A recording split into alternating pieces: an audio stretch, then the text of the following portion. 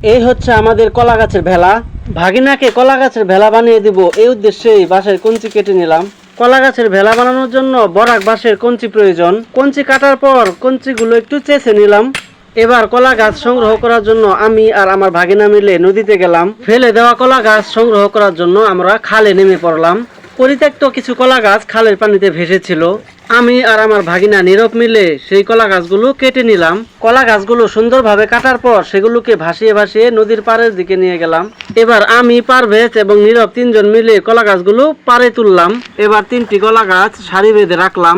কলা গাছগুলিকে একসাথে আটকানোর জন্য কঞ্চিগুলোকে চিকন করে কেটে নিলাম।